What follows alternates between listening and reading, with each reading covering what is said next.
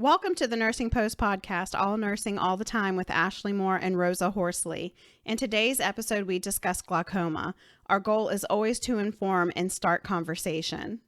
I remember us doing a social media post about glaucoma, and it was well received, and we actually had a request to do a podcast episode on this topic. There are two main forms of glaucoma that we're discussing today. It is open angle and closed or narrow angle glaucoma. And glaucoma is a disease of the eye that damages the optic nerve. This damage causes vision loss, and untreated can actually lead to blindness. According to glaucoma.org, we have some statistics that we always love to share. It is estimated that over 3 million Americans have glaucoma, but only half of those know they actually have it. In the United States, more than 120,000 are blind from glaucoma, accounting for 9 to 12% of all cases of blindness. Glaucoma is the second leading cause of blindness in the world, according to the World Health Organization, known as WHO. After cataracts, glaucoma is the leading cause of blindness among African Americans. Blindness from glaucoma is 6 to 8 times more common in African Americans than Caucasians. African Americans are 15 times more likely to be visually impaired from glaucoma than Caucasians. The most common form is open angle glaucoma, and that accounts for 19% of all blindness among African Americans compared to the 6% in Caucasians. Glaucoma accounts for over 10 million visits to physicians each year. In terms of Social Security benefits, lost income tax revenues, and healthcare expenditures, the cost to the U.S. government is estimated to be over $1.5 billion annually. So I found these statistics to be a little like, what?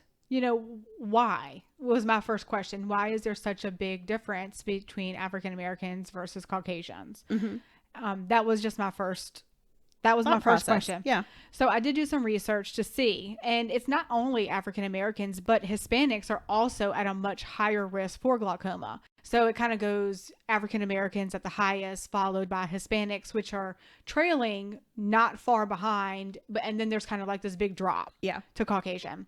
And I was so frustrated, and I don't usually like to get on like a soapbox this early on in the episode.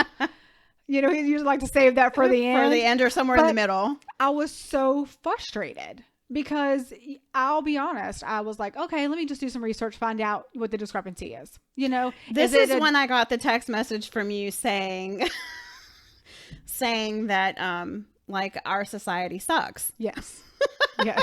Yes, I did. It was like me reading this on maybe a Sunday night, where you had already pulled all the statistics and had done a lot of work on the episode already. And I was reading through it, and I'm like, well, but why? So I was like, okay, well, let me just do some research. This is not going to take any time.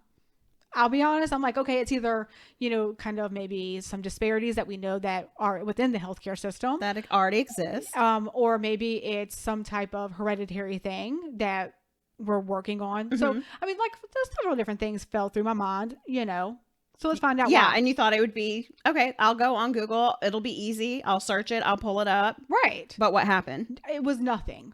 There are some published articles, but when I say that they leave a lot to be desired, that is like me being nice. That is me being nice. Because it was like 4 or 5 days later. So I spent hours every afternoon looking for these reasons. And it was like, a Thursday or Friday when I sent you that message. And I'm like, yeah, we suck. I had to FaceTime her. I was like, okay, this text could go so many different ways.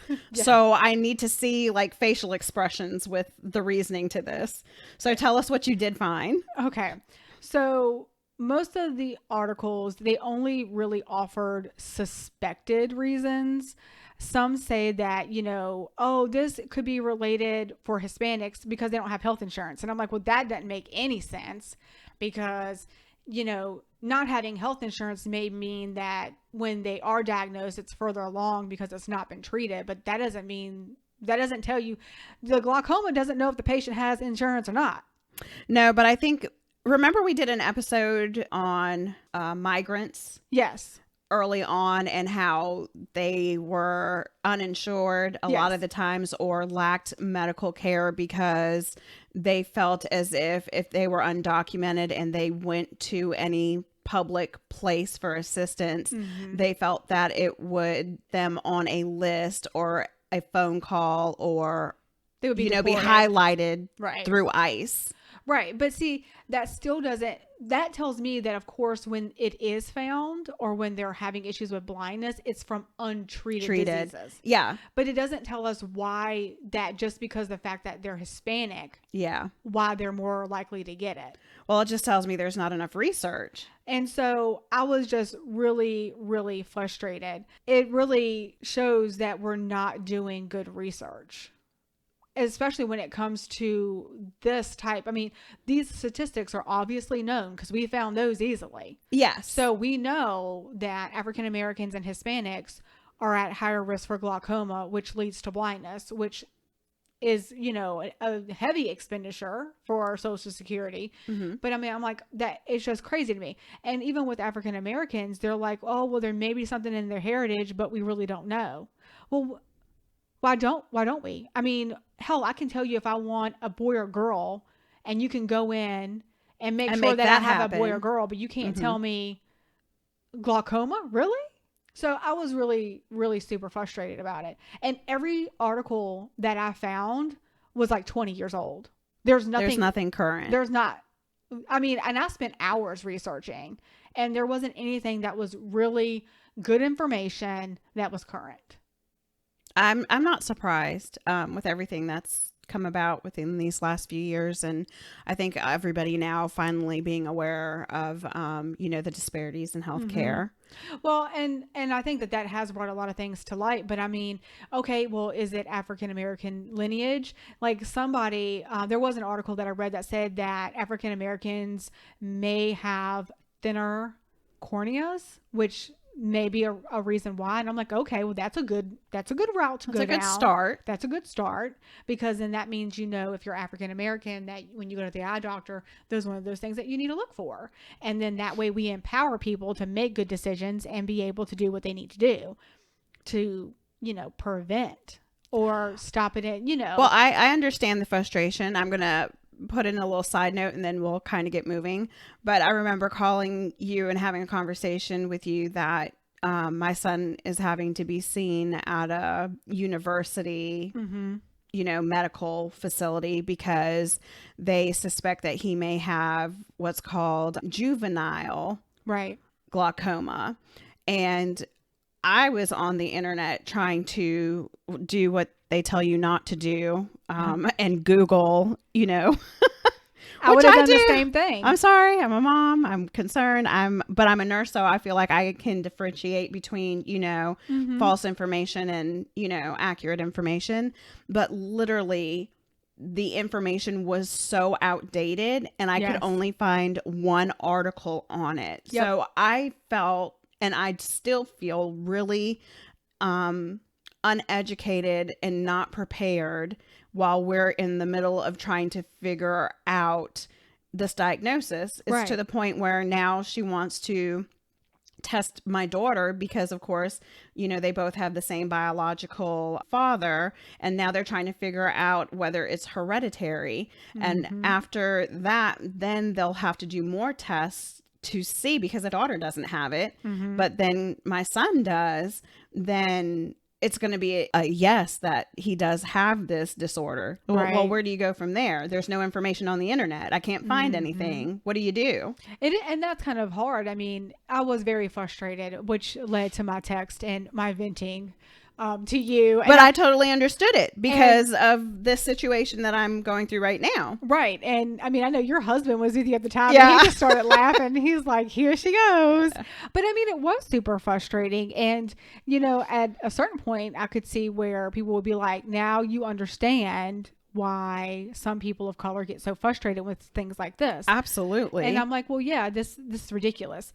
I will say, on a positive note, that the Glaucoma Foundation and Research to Prevent Blindness have partnered to provide 5 fellowships in 2021 to increase innovation and diversity in glaucoma research.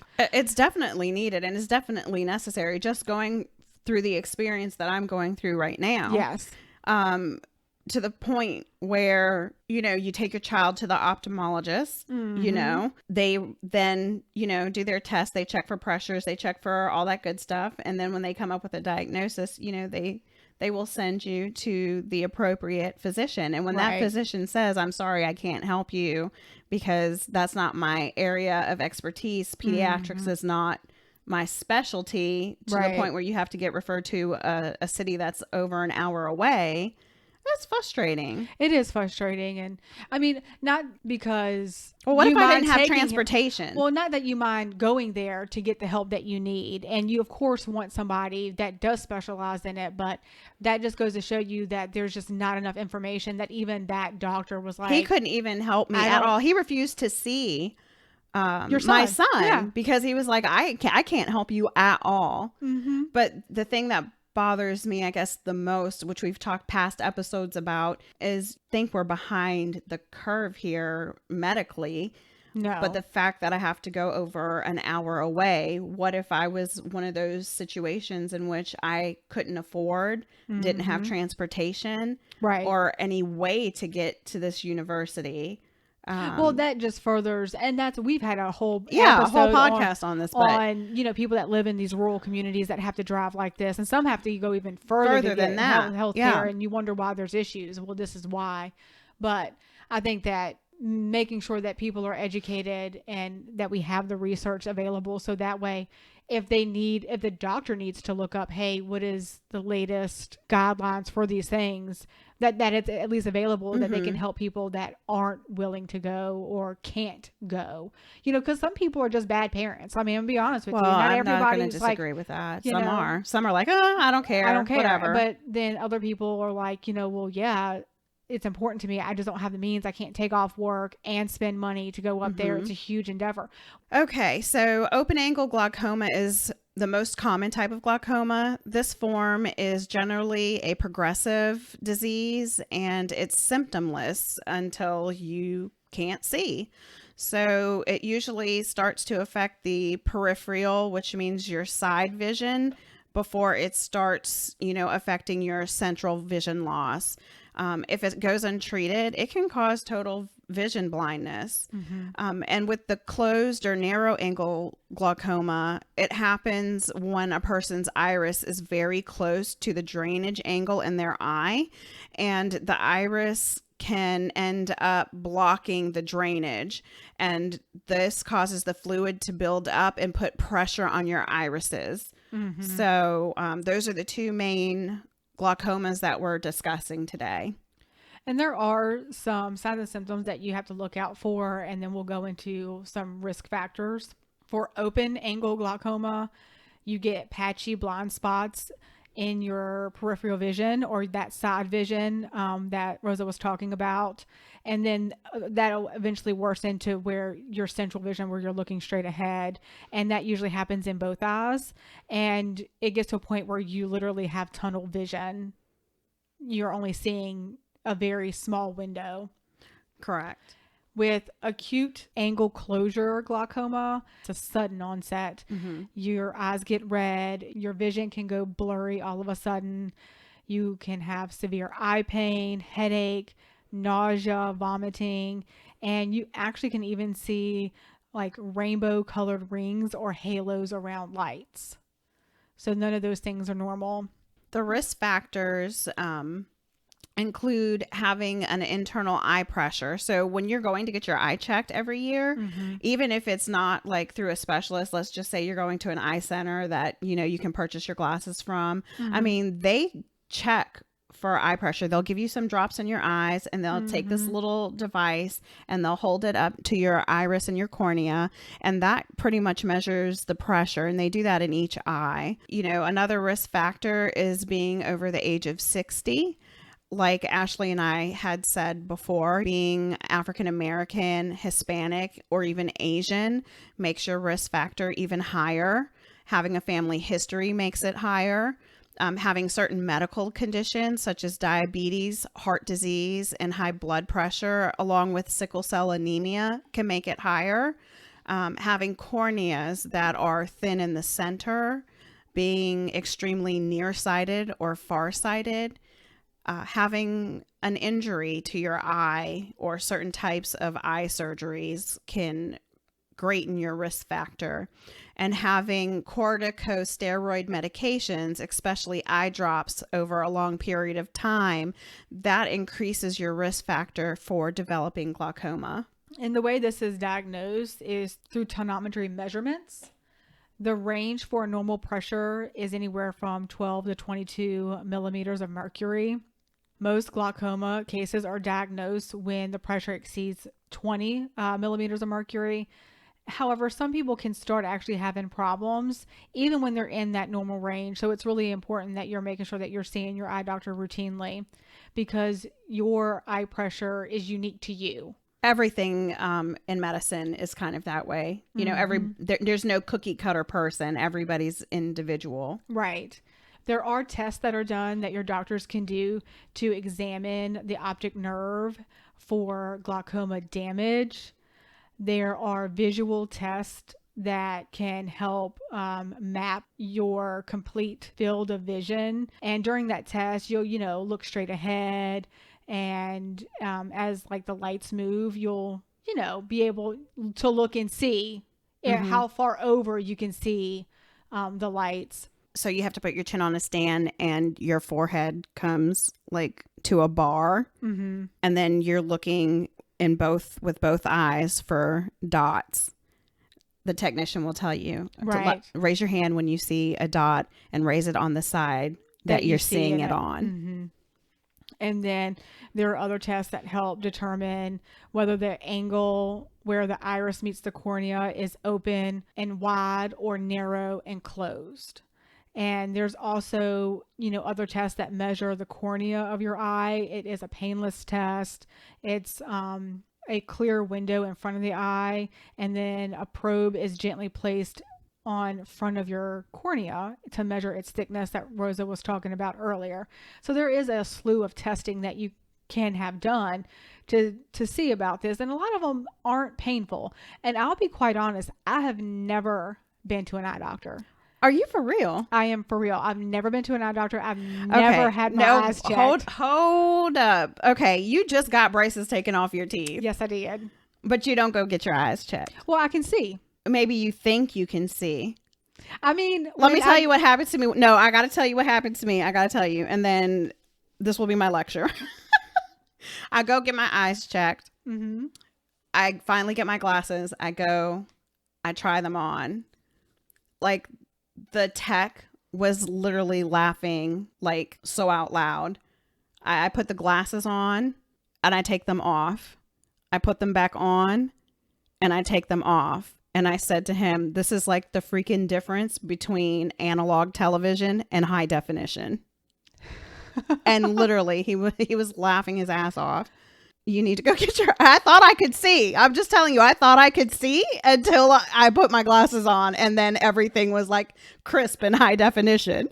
Well, I'll be honest. So I go for like a wellness check like every 7 years because I'm a nurse and I'm awful. Okay? We're awful patients. It's true though. It's true. And I'm in my mid-30s. So the likelihood... You could still need glasses in your mid-30s. But even the likelihood of me like having something wrong is like not so much. So I'm like, I don't have any chronic illnesses. I mean, I do go to the OBGYN, and I'll be honest, that's just because I need birth control. If I didn't need that, I wouldn't go there either. But when I do go, I do my little hand over my eye Snellen chart.